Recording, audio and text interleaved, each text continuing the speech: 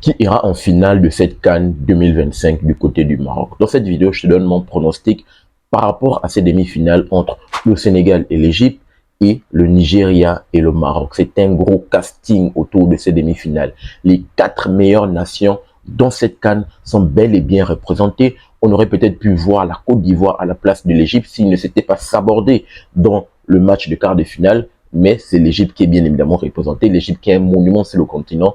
On a 4 grosses nations qui sont bien là présentes et pour une place, pour un titre continental, parmi ces 4 nations, qui ira jusqu'au bout, qui va remporter la CAN 2025 du côté du Maroc? Est-ce le Sénégal qui cherche à aller chercher cette deuxième étoile et à consolider son statut, bien évidemment, de meilleure nation continentale qui est la plus récente?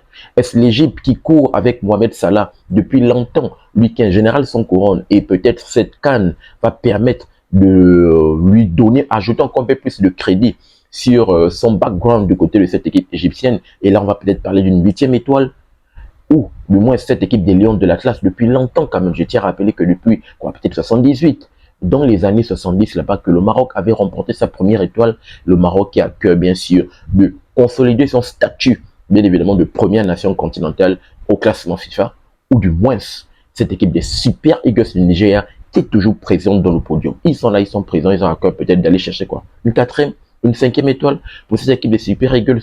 Ils sont à cœur bien sûr de rééditer la même performance qu'en Côte d'Ivoire, de se qualifier en finale et peut-être de faire mieux que la Côte d'Ivoire. On verra ce que ça va donner.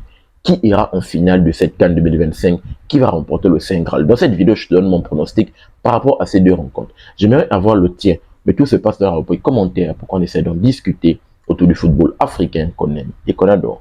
Je tiens toujours à le rappeler, et c'est le plus important, sur ma chaîne, je pousse et je mets en avant le football africain autour des différentes compétitions africaines de football. Les gars, même si la CAN va finir, sur cette chaîne, on va toujours poursuivre. On va en parler parce qu'il y a la Ligue des champions de la CAF qui arrive. Les phases de poule ne sont pas encore finies. On va revenir pour parler de la Ligue des champions de la CAF, mais également de la Coupe de la Confédération de la CAF et de tout ce qui est à cœur autour du football africain. Mais on va également parler, bien sûr, comme vous pouvez constater sur la chaîne, du FC Barcelone, qui est mon club, et également du Real Madrid, parce qu'on sait que les deux sont liés, de la Ligue des champions en Europe là-bas. On va en parler sur cette chaîne. Donc, si c'est toute cette thématique te parle, je t'invite à faire ces 3 choses, à t'abonner, partager massivement les vidéos et activer la cloche de notification pour ne manquer aucune de mes sorties. Sans plus tarder, ouvrons cette vidéo pronostic autour de ces derniers carrés incroyables avec un gros casting autour de ces 4 nations. Commençons d'abord par la première rencontre. D'abord, je tiens à rappeler que ces demi-finales vont se passer ce mercredi. Ce mercredi, on aura droit à ces demi-finales. La première va opposer le Sénégal et l'Égypte. Le match va se passer à 18h heure Afrique centrale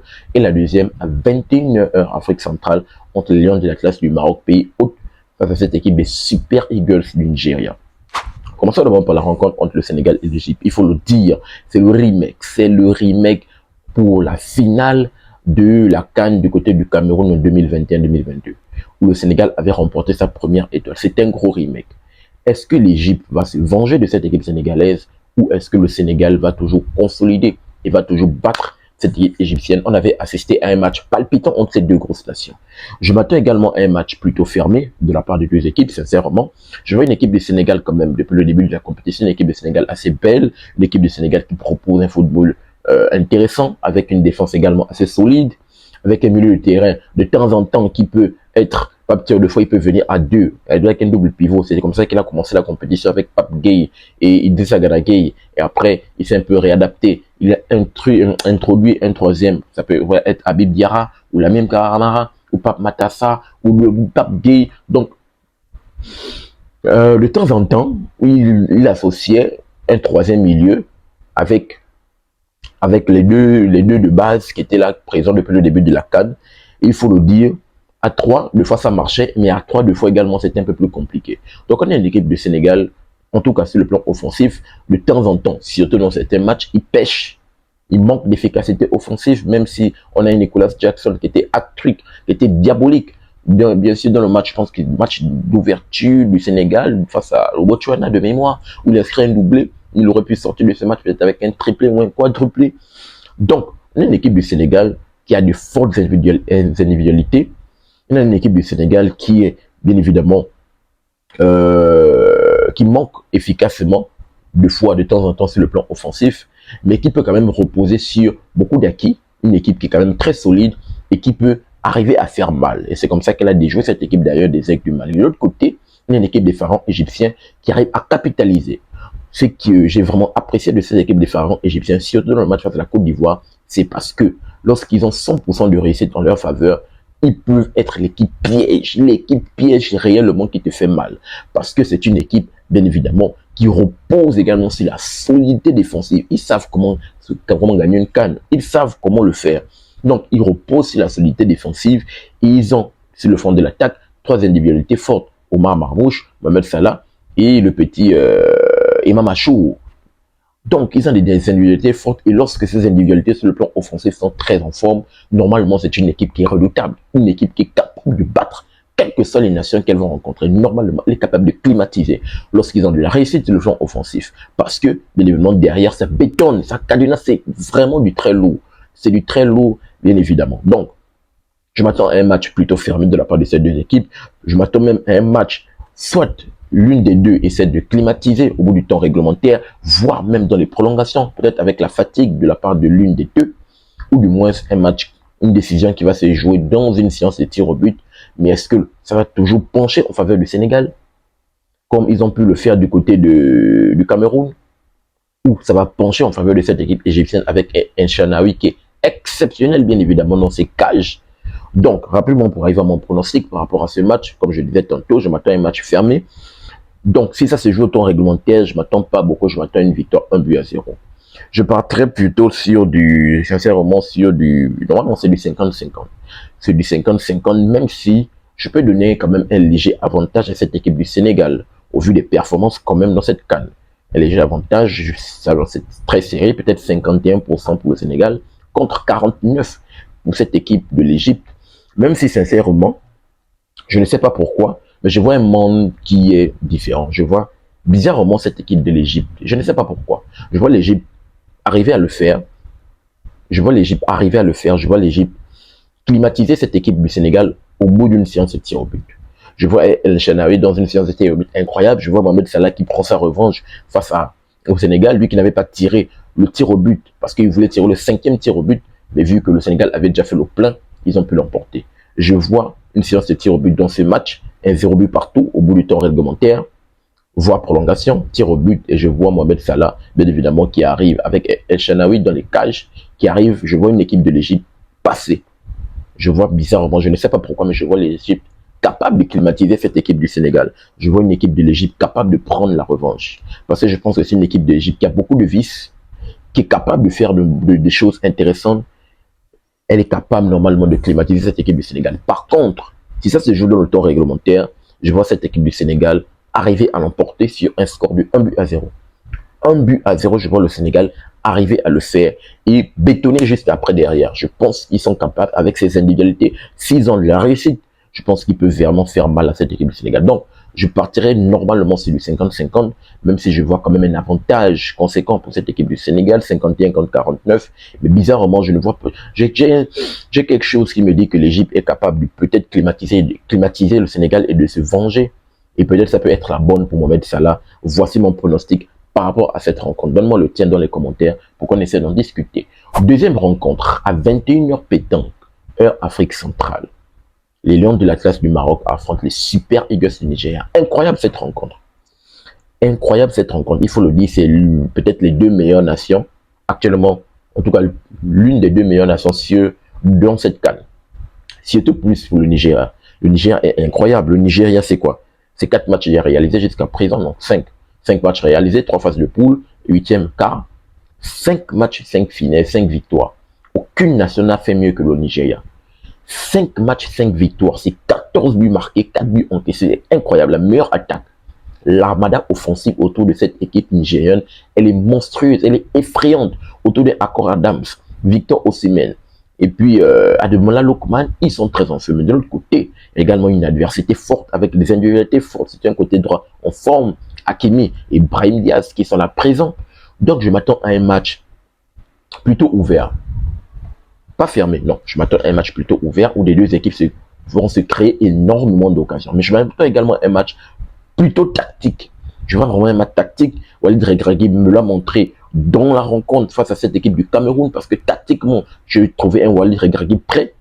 Il a vraiment préparé son équipe et j'ai pu voir une équipe de Lions de la classe qui a été vraiment prête et qui a contrecarré, qui a déjoué cette équipe du Cameroun. Mais de l'autre côté, j'ai également vu tactiquement une équipe du Nigeria prête qui a complètement déjoué cette équipe de l'Algérie. Incroyable. D'où je parle que ça va réellement se jouer à la tactique. Je m'attends à un match ouvert, je ne sais pas entre les deux, qui prendra la possession de balle. Je m'attends vraiment à un match très ouvert. Je ne sais pas qui réellement va prendre l'avantage. Mais je partais également sur du 50-50. Voici un match qui est difficile à pronostiquer. Voici une rencontre difficile à pronostiquer entre ces deux équipes. Donc, il faut forcément que je donne mon avis par rapport à cela pour dégager un pronostic. C'est du 50-50 normalement. 50-50. Au bout du temps réglementaire, est-ce que ça peut se jouer au bout du temps réglementaire lorsque je vois ces deux équipes? Je vois quand même le Niger est quand même très fort. Le Niger est très fort, c'est du solide. Mais bizarrement, sur le plan tactique, je pense que Walid Regragui est capable de le faire. Je pense qu'ils sont capables de le faire. Et petite parenthèse, pour mettre une motion à l'arbitrage, j'espère que l'arbitrage ne va plus faire trop parler. J'espère, en tout cas dans ma vidéo où j'ai analysé le match Cameroun-Maroc, j'ai dit que ne me parlez pas d'arbitrage là-bas. Ok, on est en train de revenir sur l'affaire du penalty de Brian Mbeumo et tout le reste, mais il faut le dire, tactiquement, cette équipe du du Maroc a écœuré.